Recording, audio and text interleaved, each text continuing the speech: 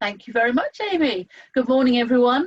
Welcome back, and welcome to Anita, Warrant Officer Anita Coyles. Thank you so much for joining us. Thank you for giving us time in the middle of what's obviously a busy day. I'm really looking forward to this chat, actually, because there's a lot that you do that I don't know about the RAF, and so it's going to be very interesting for me, and hopefully that will translate into being very interesting for everyone else as well. Now, you are currently a reservist, but yes, you served a full-time reservist, but you served for a very long time, didn't you? You've actually been a full-time member of staff personnel. Yeah, I did 27 years as a reservist, as a regular, and then just clocked up 5 years a reservist, so 31 years service in total. And so, are they very different? Do they feel different? No, not at all. So one day I went into work and I was a regular, and the next day I came into work as a full-time reservist, and my day-to-day job is exactly the same as it was. Okay, because I was interested in that when, obviously when we chatted briefly beforehand, and I saw your biography, and I thought, I wonder if you left as a regular and then you missed it so much, or if you'd always thought, I can't bear to leave, and therefore I will continue as a reservist. I don't know, but obviously if it was like a Friday leave and a Monday start, then you'd obviously planned it. So lots of units have identified posts within their particular frame that would benefit from continuity in that role. A normal tour length is about 5 years now. Previous to that, you could get shorter ones of 2 and 3 years. Yeah. So those posts that benefit from continuity, they've identified as potential full-time reservist posts. And that's what happened to the job that I was in. And I really enjoyed doing the job. I thought I was contributing something in the job. So when they published it, I applied, and thankfully, luckily, I was offered the post. Well, congratulations, and we're glad you're still there. We're delighted. So if you want, let's go back to your your regulars service then as well, just to give people an idea of who you are and where you came from, really, and how you got where you are today. So yeah, joined up in 1989, July 1989. And back then we were known as assistant air traffic controllers. That particular trade has gone through many variations now, and now we're known as air operations specialists. They have many streams to their bow, air operations specialists, but about halfway through my career, when I got promoted to sergeant, I actually came out of the trade and then went to the air traffic control trade instead. Yeah. So, and I mean, I'm always fascinated by air traffic control. I imagine that the first day you see, I know you're trained up to the top of your eyeballs and back again, but when you're sitting there looking at that screen and it's for real and there are real people out there, that must be, there must be adrenaline going on the first day that you're doing that. Yeah, definitely there is. But that's not necessarily a bad thing. To be aware of the responsibility you have is a good thing, because that makes you cautious. It makes, make sure that you do everything according to procedure, and those procedures are made to keep you safe. So being aware of your responsibility is a good thing as an air traffic controller. Yes, absolutely. And so when you were air traffic control, say at was it Shawbury that you said? Yes, and then Odium and Bryce. So presumably lots of helicopter work. But is it just air traffic control for that base that you're involved in? Have you ever been away and looked at the national air traffic control? Have you seen the different sides of it? Yes, I mean, here at Shawbury, I actually work on the air traffic control school. So the Defence College of Air Operations, Air and Space Operations, I should say, DECASO. Within that, we've got 2 separate schools. One is the air traffic school and one is the battle space management school.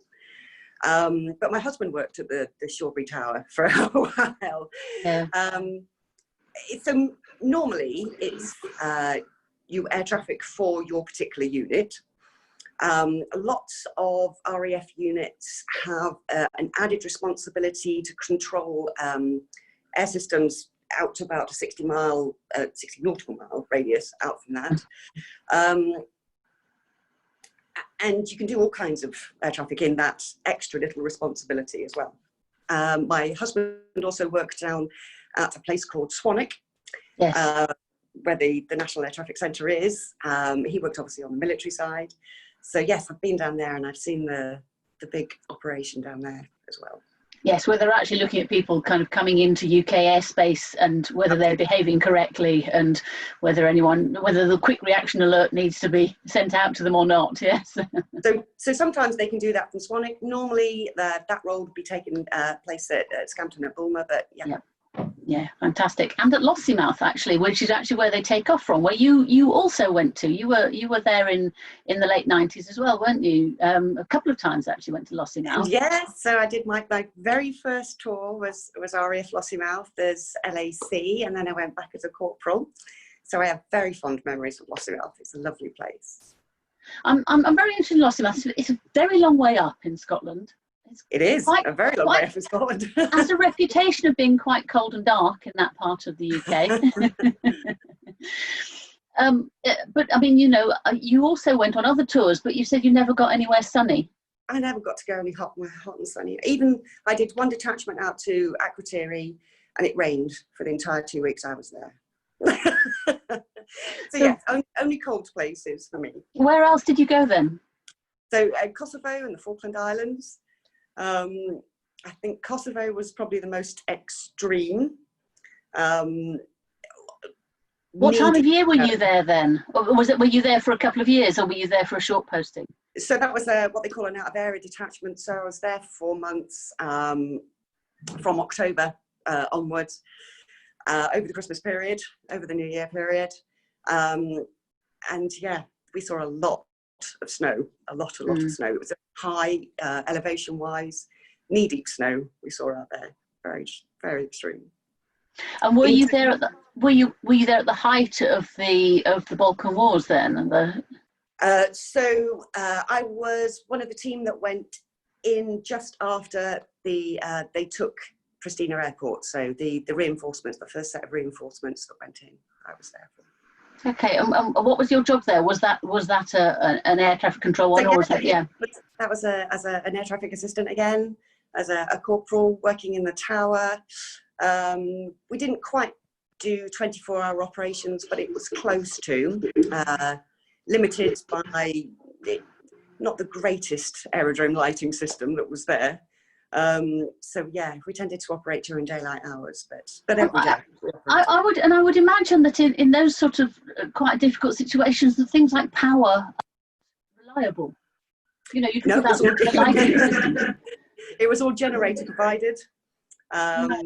Eventually they did connect up to the mains, but one of the things that happened while I was there is that the main power plant in Pristina had been knocked out, and they actually flew a very large Antonov, an Antonov 224, I think it is, the biggest aircraft there is. They actually flew one of those in that took a chimney, a fully formed metal chimney, into Pristina City, so they could restore power to Pristina City. So, wow! Oh wow! Yeah. How lovely! How lovely to know that you've got a hand in making it better. It's probably the most satisfying tour I've ever did. Yeah. Really? Yeah. Because you were getting stuff, you were able to help the civilians who were there and bring stuff to them and make it. Absolutely. We on a daily basis we had aircraft in that brought cows out to Pristina. It was a very rural industry that they had out there, lots of dairy farms, and a lot of their livestock had unfortunately been taken away from them. Yeah. And yeah, part of the UN relief package was to provide all this brand new livestock. To provide cows. Planes full of cows. Yeah, but it was very satisfying for that reason. How lovely And you would hope you'd get some fresh milk as a result as well, but maybe not immediately. We actually got invited to one of the local dairy farms while I was there. And we arrived, a team of us from the airfield, and they showed us around their new dairy facilities, and they laid out a wonderful spread of fresh milk and cheeses and all kinds of things that they had for us. And while we were there, there were 4 new calves led out, and they'd actually named some of those calves after us. So somewhere in Pristina, I'm hoping there's still a cow called Anita. Oh, that's lovely. What a wonderful thing. What a wonderful thing to do. But bear with me, everybody. I'm just going to plug in my ears and what have you, because as often happens with live broadcasts, and I am actually working from home, though it doesn't look like it on the back of the screen, but as actually happens, yes. Someone's decided to trim their lawn outside. So I thought we'd like to get a microphone a bit closer to my mouse, just in case you've got lots of buzzing going on and all sorts of dreadful things like that. Right, we're back. Yes, they've just started again as well. So hopefully it's not interrupting too much. Just let me know if it's horrendously difficult for everybody. So there's a cow called Anita somewhere, which is a lovely thing to be thinking about. And it's funny because people don't think, when people think about RAF, they often think about defence or about aggression. They often don't think about that support, that vital support that comes in terms of how we help other nations or our allies around the world. And that's just I love that. I love the idea there's a cow called Anita. I really so do I. with your name on it or something like that. And so you were there for 4 months or so. You struggled, but you said that was the worst weather, even worse than going down to the Falkland Islands. Yes, yeah, never saw snow like that, even in the Falkland Islands. So how deep was the snow up in Kosovo then, on a bad day? Knee deep, definitely knee deep. We were all issued with gaiters to make sure that we could still get around, and stay dry within that working condition. Yeah, they were pretty extreme. Wow. And this would be like in an hour or so, and it would suddenly be up and you couldn't move. Yeah, all due to the high elevation of the airfield. You see, we were quite high up, and it came down really So somebody had a job keeping the runway clear then as well? Yes, very efficiently. We actually worked with a Russian detachment where we were out there, and it was the Russians that had the snow clearing equipment. Given their climate, they're hugely experienced at that, and they were incredibly efficient while we were out there. It's nice to see something being done really well like that. You go, wow. It really was. So what took you down to the Falklands then? So we have a commitment still in the Falklands, and periodically it just comes around to be your turn to go. And it was my turn, so off I went. Okay, and how long were you there for? Again, that was another 4 months. Yeah. Down there. Wow. Okay. And as in air traffic, and is it as busy? Do you have as many cows arriving? Funnily enough, no. It's not necessarily busy in the traditional sense, but it's different to what we do back in the UK. So in a very, very small tower, it's different, and the difference then occupies your mind, so you can yes, so it makes it interesting. Okay, I get that. Okay, but never anywhere warm or lovely. Bad luck. Now you have variously through your life been an RAF Association liaison officer, which is, not everybody on the call might know that they're known as Raffalos. It does sound like people are Gruffalos, and since that book got very, very popular, people go Gruffalos, but no, Raffalos, RAF Association liaison officers. And that's something you first did in Lossiemouth, and you're doing again now, aren't you? Yes. So, would you like to just sort of explain for those who don't know what it is you do as a Raffalo? So I'm the RAF liaison officer for the Ellesmere branch, We've got a small team at RAF Shawbury where we cover the Market Drayton branch and the Shrewsbury branch as well. Each one of those has a RAFLO, maybe a couple of RAFLOs for the bigger branches. And we attend their monthly meetings and render assistance where we can, and our support where we can. And it's about linking up. It's about linking up those branch members, isn't it, with the serving RAF at the moment, and seeing who can help each other in which direction, really, I suppose. Yes, absolutely. Yeah. We we've done a couple of events to. They've come to the station for. They had a Battle of Britain talk. We had a Battle of Britain expert on the station, so he gave them a talk, so they came there. We've had casual meetings, games nights in the messes where they've all come along. And for the last few years, we've had a Battle of Britain church service as well for the branches in the local area as well. Which is lovely, and do you get much feedback from people saying, you know, are they curious about what happens now and what it was like in their day?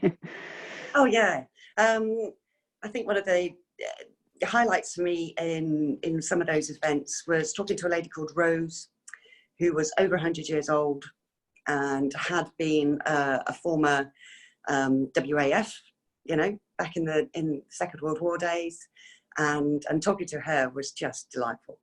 And finding out, comparing it, you know, what I do, what she did, and the difference between the services was, that was lovely. And I mean, because we've one of my other jobs when I'm not doing this is to put airmail together, airmail magazine, and I mean, we've spoken to people who were plotters in bunkers, you know, women who served that way, you know, those who used to deliver aircraft. No one then, of course, was allowed to fly in combat. It wasn't for another 100 years or so, but it is fascinating talking to them. So, what did Rose do? Do you know? She was what today we would call a human resources clerk. Yes. Personal services clerk back in her day. Yeah. That must have been tough. That must have been tough in the war, you know, because you know, you've got a lot of people you've got to get in touch with about, you know, whether things have gone wrong, when people have been killed on operations. You know, it was horribly stressful for her. Yeah.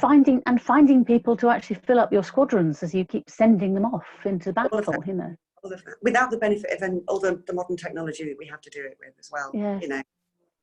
Yeah, absolutely. Okay.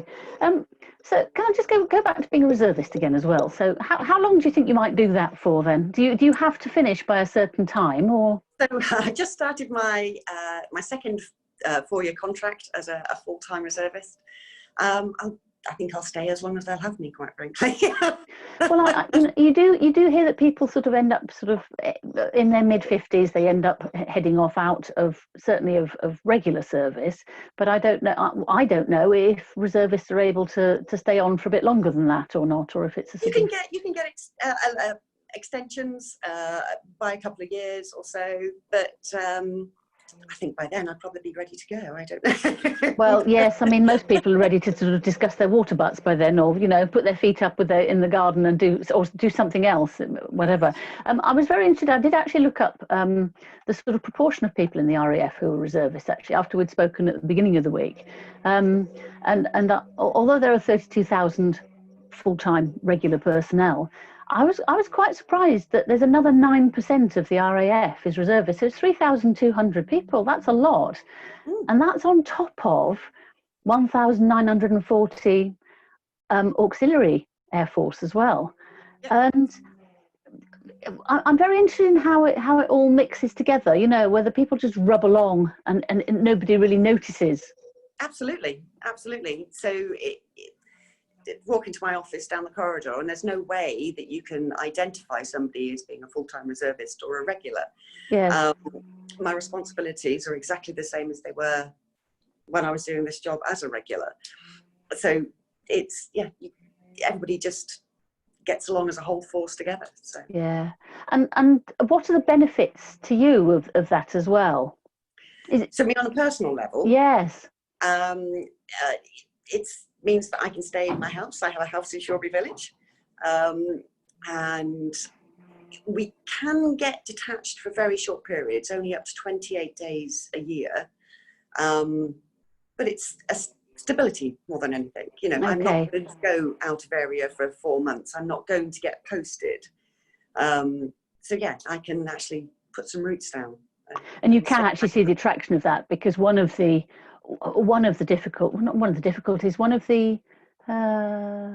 side effects, let's call it, of joining the RAF, with all the benefits that it has, is that you do get uprooted very often and moved off very often, and that can be quite difficult for, you know, for adults and their children, can't it? Yes, it can. I mean, in the early days of your career, not everybody, but the chances are you're young and you're single and you don't mind so much. You know, you're actually looking forward to going somewhere new and to learning new things and what have you. But once people get married and they have children, and then getting uprooted every few years can be disturbing. Yes, it can be very difficult, can't it? Or children go away to school, to board, to give them that stability. But then there's, you know, but it's not what would be called normal life, you know.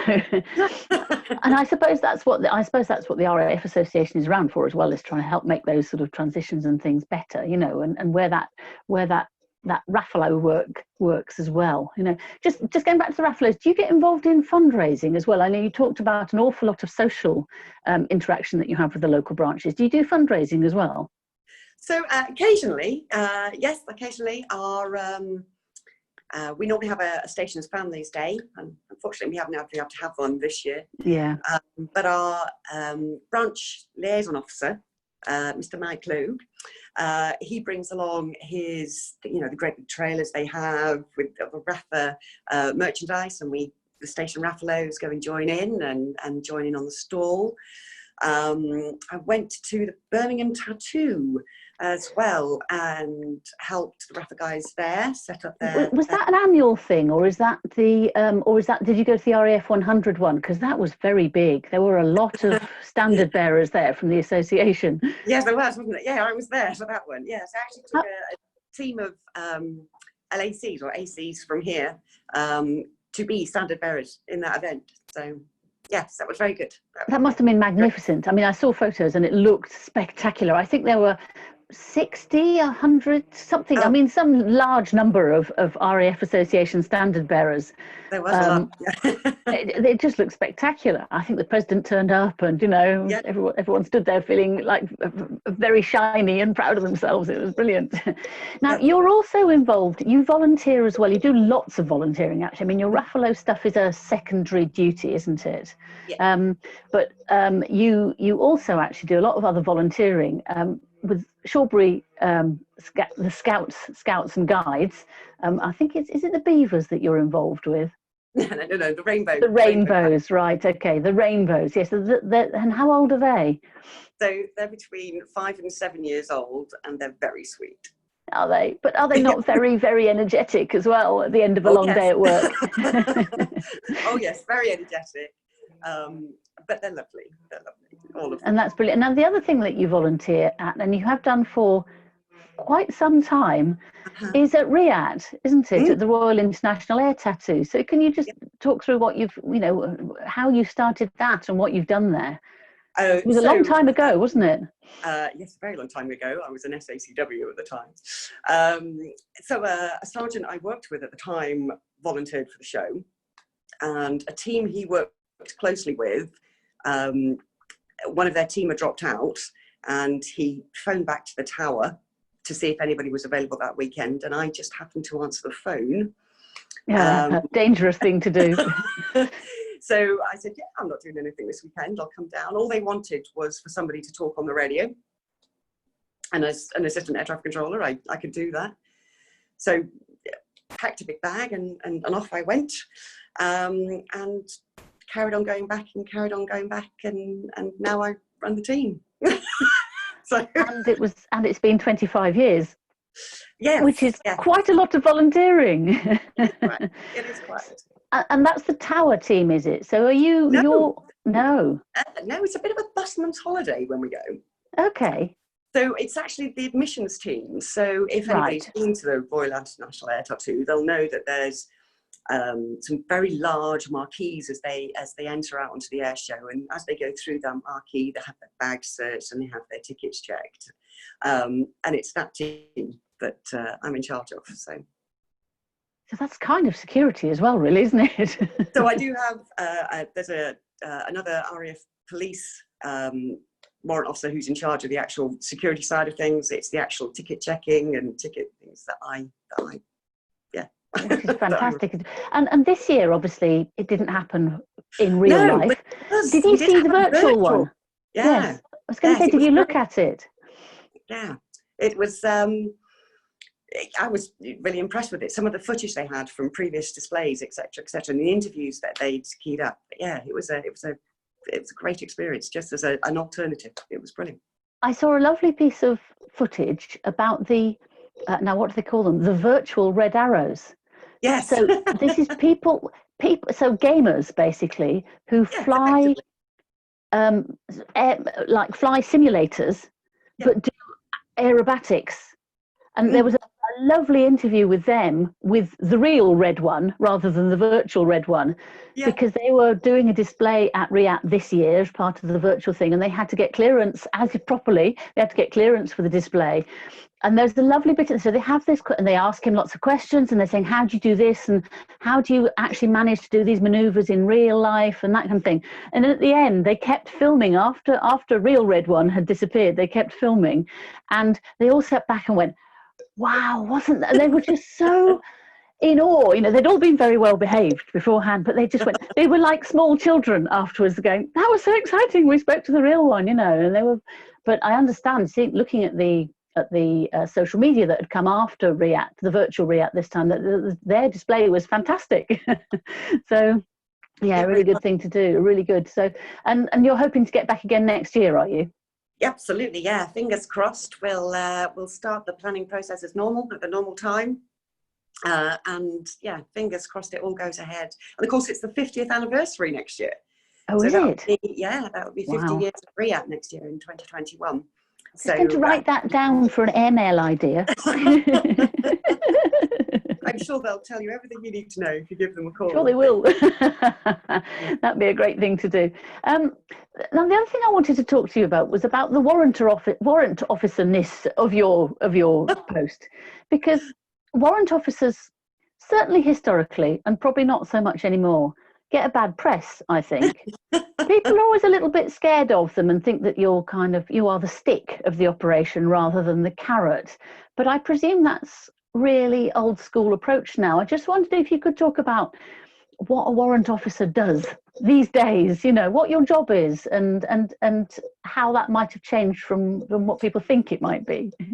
Yeah, so it has changed dramatically. So certainly when I first joined up, there's no way I would have spoken to a warrant officer because of that. You wouldn't even have addressed them? No. You would have just kept your head down and moved on? Yeah, I would have always gone to a corporal and they'd have taken it up the chain. I would have never spoken to a warrant officer directly.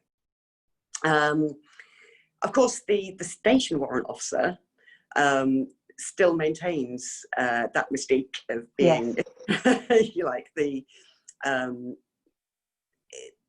discipline enforcer within a station. All warrant officers have that responsibility as well. So if we see somebody who is incorrectly dressed, etc., we have a responsibility to address that. But then all senior NCOs do, all corporals do, and that kind of thing. I suppose one of the biggest changes is that there's a few warrant officer posts within the Air Force which are identified as executive roles. So they sort of fill a gap in between. So where a squadron leader might have been traditionally, can now be filled by a warrant officer. And there's quite a few, and there's more of those happening over the years as well. But no, I think we very much consider ourselves part of the team, not above the team, just part of the team these days. And that what you have to make sure is correct has to happen for a reason. Yeah.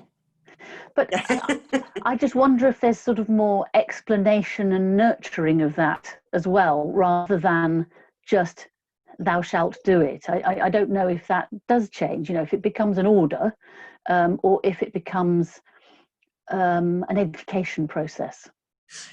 Definitely the latter. I once received a very good piece of advice, was never ask anybody to do anything you are not prepared to do yourself.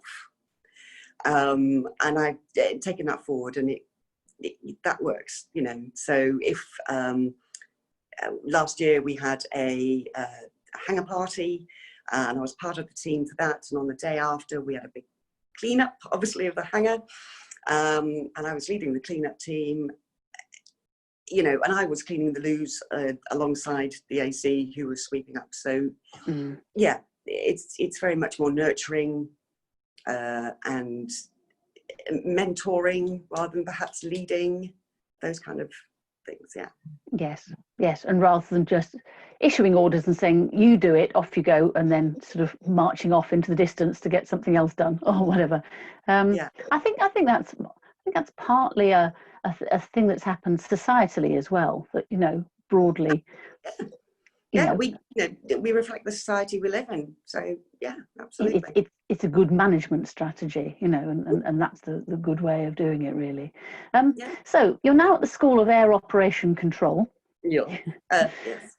So what's your average day like then? How does it? Do you have average days? Me more so than the rest of the people at the school, probably, because I'm very office based.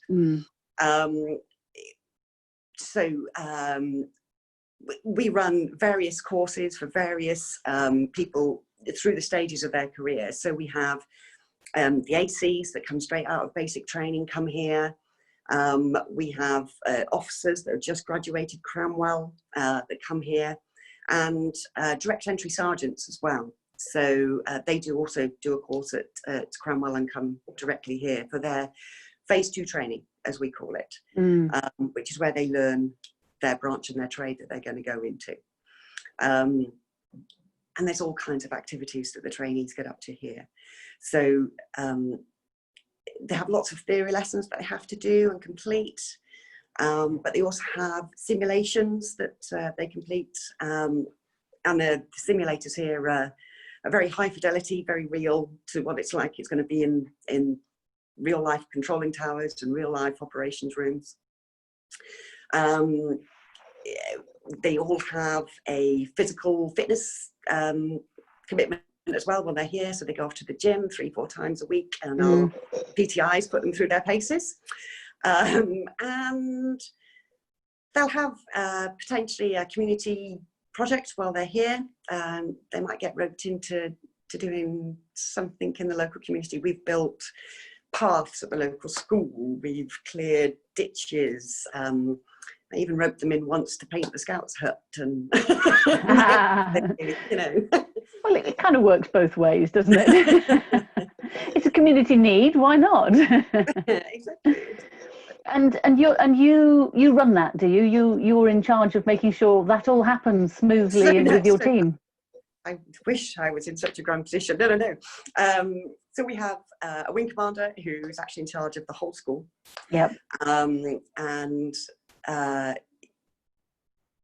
what I do, if you like, is administer the content of the course as opposed to the running of the course itself. Okay. Yeah. So what goes into each of those courses is what I do, along with the other members of the team, my team here. But yeah, so I'm very much more office based. So I quite have a regular day. So actually, the flip chart over your left, right shoulder, whichever way around it is with the cameras, is actually a critical tool of your trade. Very much so for me. I'm a very a visual learner type person, so I like to scroll things on a flip chart before actually putting them in. Brilliant, fantastic. Well, I mean, long may it all last. It sounds as though it's great. It sounds as though. It sounds as though there's a connection there with the people who come through. It must be lovely to see them develop and graduate. It is, because everybody in the branch and the trade comes through here. So if effectively after a little length of time, you know everybody in the branch and trade. So it's very much considered the home of the branch and trade, Shawbury. And of course, just recently, we merged, or we're merging, our branches and trades. So we've welcomed the battle space managers as well to Shawbury. And, you know, they've integrated wonderfully, and now it's their home too. So. And are you involved in their training as well now? So we've just started to take over that side of things, and we've had a couple of their guys join our team, doubled our numbers overnight. So yeah, we've all started working together to do that. And what are the benefits of that? You know, I mean, for people who may not know what the battle space managers do, people have got more of an idea of what air traffic control does, but you know, but how where does the overlap come then in those two roles? Why is it beneficial? So there is a lot of overlap between what we do. It's all air-mindedness that we install and we teach here. That's mostly where the overlap happens. On the controlling side of things, then there's an obvious overlap. They control air systems, we control air systems. So there's a very much a clearer overlap there. And in the other jobs, you know, there's still the air awareness piece, and they still have a little bit of overlap with everybody. But we're all centrally located now, so any changes to procedures is much easier to administer. Yeah, and it's easy just to like instill it, train it, get it out there, and make it work brilliantly. Oh, well, yeah. The future's in good hands by the sounds of it then. Yeah, I think so. I think that's wonderful. I do think that's wonderful that, you know, you are that the idea that you know almost every RAF air traffic controller and battle space manager as they go through it must be lovely.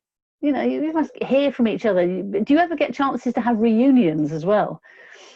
Not so much reunions, but each element within the branch and the trade has its own a seminar every year. Yeah.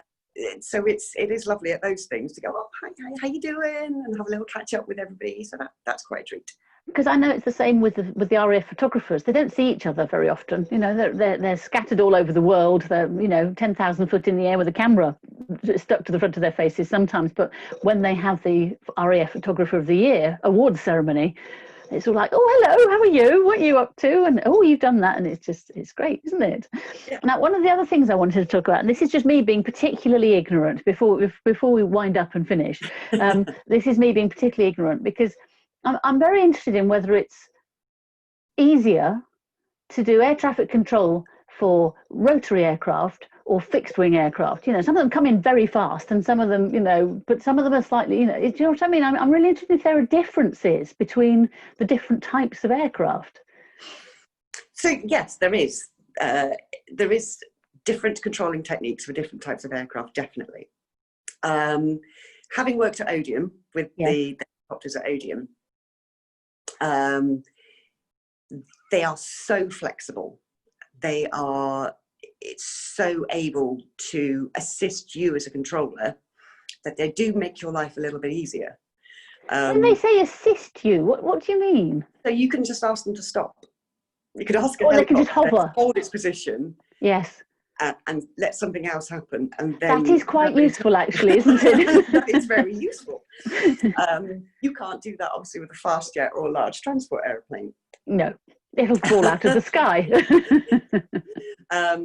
So, yeah, I mean, working with a helicopter does afford you as a controller much more flexibility. But working with a fast jet, you know, you could say that is more dynamic and more exciting and yeah, everything. But there are a lot more procedures in place for fast jets to, you know, make sure everything that runs on rails. So, yeah. Okay. Have you ever thought about, or had, you know, because there's another thing is obviously bringing them onto an airstrip of any kind on land is one thing, but have you ever wondered about how they do that on aircraft carriers? Oh, do you know, I was glued to the recent television program that they did about HMS Queen Elizabeth, and I was glued to that. Really? Yeah, Yeah, I find that fascinating. And my husband actually had a chance to get on board the ship recently. And he said it's immense. It's just incredible piece of equipment. It's amazing. Yeah. Yeah, interesting. Having your runway moving, that adds a whole new dimension to it, doesn't it? Yeah, I mean, I've spoken to a couple of pilots, you know, some of who are saying that bringing a Harrier into one of those was an emotional experience. And they're saying that the F-35s actually are a lot less tricky to bring onto an aircraft carrier, but and that must have an implication for the controllers as well, because they know that the pilots are struggling more with one kind of aircraft than another. So it must make you guys much more focused, you know, when there's one or other. When we get to a new unit, one of the things that we will do, we'll be going visit the squadron, and they'll give us the pros, the cons, like, you know, the lowdown on that particular air system, and you know, so we will have some insight onto how that air system operates. Very limited. If it's got more than one seat, do they let you up in them as well, so you can actually get the feel of it? So occasionally, so yes, I've flown on a Chinook when I was at Odeon, when I was at Bryce, I flew on a C-17 and all those things. But yeah, that must be lovely. You know, it's quite nice to get the feel of it from the other side. Yeah, absolutely. That's what they do it for. That's what we do it for. So. Fantastic, brilliant. All right. Well, look, I mean, we're hitting 45 minutes. I don't know if anyone's got any questions for you at all. I haven't offered. Usually, Amy types them through, so they come up on the chat for me, and I can see somebody's raising their hand madly, but I'm just waiting. Okay. Right, I've got a few bits and pieces in here. Just some messages. Sean says, some trades you can join the RAF reserves at 54. Because we were talking about how long before everyone gets thrown out. So thank you, Sean. Wow, I wonder what those are. Even photographers and things, you can't join at 54. I think you have to be under 30 for those. So yeah, I'm just waiting to see if there's any more coming through as well. But yeah, 54. Hey, there's hope for me to join yet. We'll sign you up if you're not careful.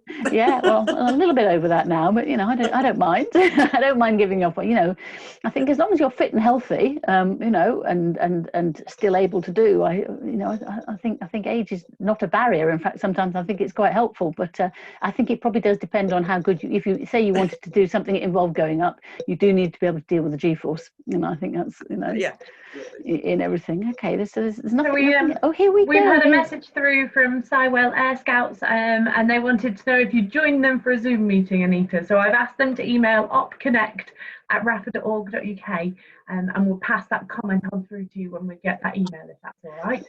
Yeah, Sywell Air Scouts. Put that together, yeah. Lovely. And then Mark, I know that you keep raising your hand, so if you just wanted to pop your question through the chat function, so if you're on your computer, it's the bottom middle, it's a little speech bubble, and then if you're a smart device, it's the top right hand corner. And just while Mark's doing that, we've got another response from Sean, just saying, Media Ops, Intelligence, and some others you can join RAF Reserves at 54. There you go. So there we go. There's hope. Did anyone hear that? I think a cat has just jumped on the roof of where I'm sitting at the moment. It was extraordinarily loud. It sounded more like a tiger, but I just hope it didn't disturb the call. I'm just waiting for Mark to see if he can get his thing. Maybe his chat's not working at the moment. Oh, here we go. No further questions. Here we go. Right. Okay. Yeah, nothing else coming in at the moment. But how lovely that the Sywell Air Scouts are keen to have you talk more about what you do, and obviously been fascinated by what you've done today. I just want to say, sorry. I would say most RAF stations will have a scout liaison officer, a scout and guide liaison officer. So they might want to. I'm more than willing to talk to them, obviously, but if they wanted to get with their local RAF station, and then they might have a scout liaison officer as well for them. That would be good, wouldn't it? Because that often involves visits and things, I would assume. Indeed, yes, we've got one here, and he's very busy in the normal summer holidays. Yes, but that's because you keep making everybody paint the scout huts. Maybe. And so do you bring your rainbows along as well, and do you bring the other scouts and guides along to have a look? Yeah, we've hosted them over the years. The Rainbows have come onto the station a couple of times. They were doing, I think it was a fire safety badge we were doing, and they came and visited the fire section a few years ago, and yeah, all kinds of things we've done. Yes, and I know that the RAF is sort of making concerted efforts to broaden its recruitment strategy for, you know, people of all kinds of, you know, of all genders, of all races, of all ages, etc. And that kind of thing must help immensely, actually, to inspire people to come into this lovely organisation. I hope so, definitely. And it's also what RIA is focused on. It's all about that engagement with youth engagement. And last year, they even made under 18s free for RIAT to do just that. Wow. Because it's normally about 15 and 16-year-olds, isn't it, for the kind of the cut-off period. But yeah, but for last year, it was under 18s. I don't know what the policy will be for 2021 yet. Well, I suppose it depends on lost income this year and how much they can afford and all those other terrible decisions people have to make. Sorry, I cut you off. Probably will, but a huge part of the ground display at RIA is all about engaging the children on some of those STEM. Yes, science, technology, engineering, maths. Maths, yeah, all those. And STEM art, projects. Sometimes they have as well. STEAM, they sometimes call it, don't they, as well? On the Friday of RIA, they normally have, I think it was up to 5,000 children came to the air show on the Friday.